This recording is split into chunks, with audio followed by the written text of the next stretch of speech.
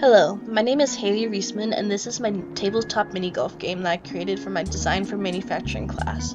I chose this project because of the wide range of materials and manufacturing processes that I could use for it. I started out by cutting foam blocks to create molds out of to create the customizable playing pieces. I first measured, then used a box cutter to make 3 2-inch by 1.5-inch squares. One of these squares had a hole in the center, which I did by cutting lines vertically and horizontally, and then scraping the inside out with a flathead before smoothing it out with my finger.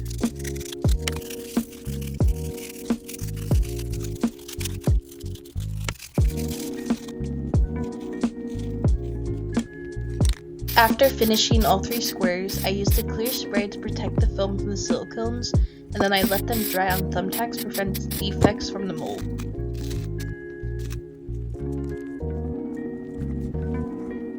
I then used a 2-part silicone to create the mold, which I mixed for about a minute, and then I let it set for 5 hours before demolding it. With this mold, I created 40 flat pieces, 13 trap pieces, and I used a drill to create one whole piece with one of the flat pieces. The next part of my project was creating the box, which I used a circular saw to cut the pieces with.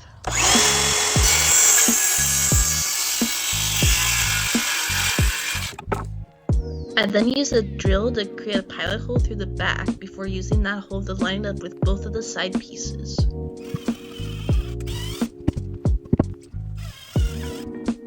I then screwed in the 1/2-inch square dowels to hold up the metal sheets. To create the holes in the metal sheets, I used a 1/4-inch drill bit, and then I used a 1/2-inch drill bit for each of the holes.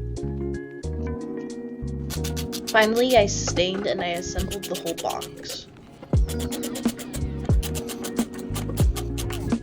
The trap pieces can be filled with kinetic or slime to create unique textures for this golf ball. This is the size of the golf ball used for this game. You can create different obstacles out of clay and magnets which stick to the black plate.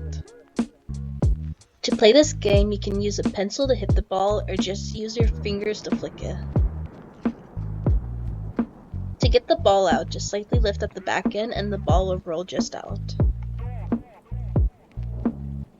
Finally, you can open the bottom drawer to store all the extra pieces, bringing this project to an end. Thank you for watching.